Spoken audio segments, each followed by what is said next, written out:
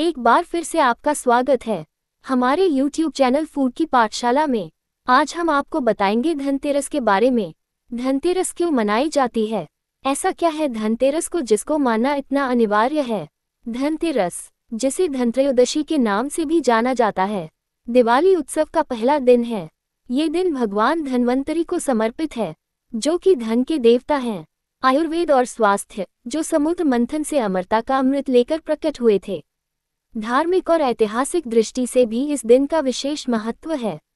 शास्त्रों में इस बारे में कहा है कि जिन परिवारों में धनतेरस के दिन यमराज के निमित्त दीपदान किया जाता है, वहां अकाल मृत्यु नहीं होती।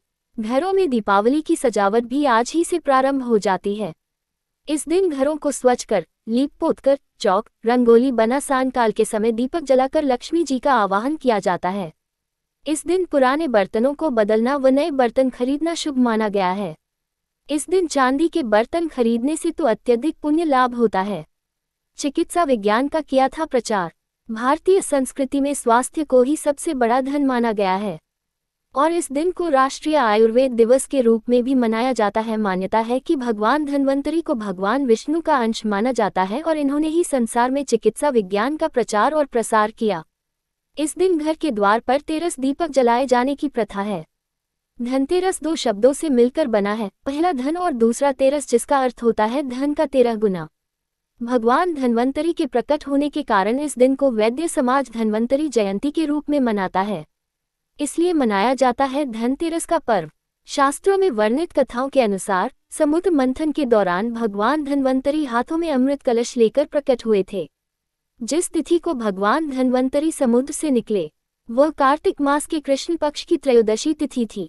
भगवान धन्वंतरी समुद्र से कलश लेकर प्रकट हुए थे, इसलिए इस अवसर पर बर्तन खरीदने की परंपरा चली आ रही है। भगवान धन्वंतरी को विष्णु भगवान का अंश माना जाता है और इन्होंने ही पूरी दुनिया में चिकित्सा विज्ञान का प्रचार और प्रसार किया। भगवान धन्वंतरी के बाद माता लक्ष्मी 2 दिन बाद समुद्र से निकली थी, इसलिए उस दिन दीपावली का पर्व मनाया जाता है। इनकी पूजा अर्चना करने से आरोग्य सुख की प्राप्ति होती है। धनतेरस की पौराणिक कथा। एक बार मृत्यु के देवता यमराज ने यमदूतों से प्रश्न किया कि क्या कभी मनुष्य के प्राण लेने में तुमको कभी किसी पर दया आती है? यमदूतों ने कहा कि नहीं महाराज, हम तो केवल आपके दिए हुए निर्देशों का पालन करते हैं। फिर यमराज ने कहा कि बेझिझक होकर बताओ कि क्या कभी मनुष्य के प्राण लेने में दया आए है? तब एक यमदूत ने कहा कि एक बार ऐसी घटना हुई है जिसको देखकर हृदय पसीज गया। एक दिन हंस नाम का राजा शिकार पर गया था और वह जंगल के रास्ते में भटक गया था और भटकते भटकते दूसरे राजा की सीमा पर चला गया। वहां एक हेमा नाम का शासक था। उसने पड़ोस के राजा का आदर सत्कार किया। उसी दिन राजा की पत्नी ने एक पुत्र को जन्म भी दिया। ज्योतिषाचार्यों ने की भविष्यवाणी। ज्योतिषों ने ग्रह नक्षत्र के आधार पर बताया कि इस बालक की विवाह के 4 बाद ही मृत्यु हो जाएगी। तब राजा ने आदेश दिया कि इस बालक को यमुना तट पर एक गुफा में ब्रह्मचारी के रूप में रखा जाए और स्त्रियों की परछाई भी वहां तक नहीं पहुंचनी चाहिए। लेकिन विधि के विधान को कुछ और ही मंजूर था। संयोगवश राजा हंस की पुत्री यमुना तट पर चली गई और वहां राजा के पुत्र को देखा। दोनों ने गंधर्व विवाह कर लिया। विवाह के 4 दिन बाद ही राजा के पुत्र की मृत्यु हो गई। तब यमदूत ने कहा कि उस नवविवाहिता का करुण विलाप सुनकर हृदय पसीज गया था। सारी बातें सुनकर यमराज ने कहा कि क्या करें, ये तो विधि का विधान है और मर्यादा में रहते हुए ये काम करना पड़ेगा। यमराज ने बताया उपाय। यमदूतों ने पूछा कि ऐसा कोई उपाय है जिससे अकाल मृत्यु से बचा जा सके? तब यमराज ने कहा कि धनतेरस के दिन विधि विधान के साथ पूजा अर्चना और दीपदान करने से अकाल मृत्यु नहीं होती। इसी घटना की वजह से धनतेरस के दिन भगवान धन्वंतरी और माता लक्ष्मी की पूजा की जाती है और दीपदान किया जाता है। पूजन विधि। इस दिन वैदिक देवता यमराज का पूजन किया जाता है। पूरे वर्ष में एकमात्र यही वह दिन है जब मृत्यु के देवता यमराज की पूजा की जाती है। ये पूजा दिन में नहीं की जाती, अपितु रात्रि होते समय यमराज के निमित्त एक दीपक जलाया जाता है।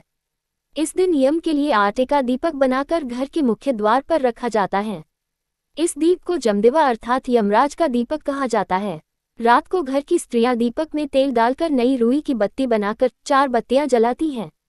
दीपक की बत्ती दक्षिण दिशा की ओर रखनी चाहिए। जल, रोली, फूल, चावल, गुड़ आदि सहित दीपक जलाकर स्त्रियां यम का पूजन करती हैं। चूंकि ये दीपक मृत्यु के नियंत्रक देव यमराज के निमित्त जलाया जाता है, दीप जलाते समय पूर्ण श्रद्धा से उन्हें नमन तो करें ही, साथ ही यह भी प्रार्थना करें कि वे आपके परिवार पर दया दृष्टि बनाए रखें और किसी की अकाल मृत्यु न हो। हमारे YouTube चैनल फूड की पाठशाला को सुनने के लिए धन्यवाद। अगर हमारा ऑडियो सीरीज पसंद आया हो तो चैनल को लाइक शेयर एंड सब्सक्राइब करें, अपने जानने वाले सभी को शेयर करें। धन्यवाद।